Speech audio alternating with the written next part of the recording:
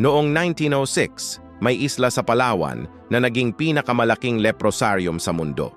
Mahigit 50,000 Pilipino ang pinilit na mamatay doon. Ang Culion Island, isang medikal na apartheid na tumagal ng 72 taon. Kapag may ketong ka noon, isang biyahe lang ang naghihintay, walang pagbabalik.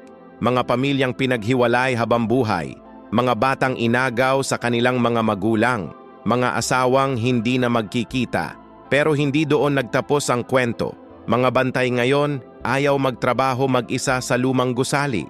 May mga ilaw daw na lumalabas sa mga demolisyong ward. May nakikitang phantom patients na naglalakad pa rin sa abandonadong sanitarium. At ang pinakatakot, ang umiiyak na nurse na lumilitaw sa malapit sa lumang sementeryo. Recent excavations natuklasan ang mga mass graves. Declassified records nagbunyag ng mga patient uprisings. Ang psychological trauma ng forced separation, naging paranormal activity na hanggang ngayon ay nararanasan pa rin ng mga researchers. Sa Culion Island, ang mga patay ay hindi pa rin nakakauwi.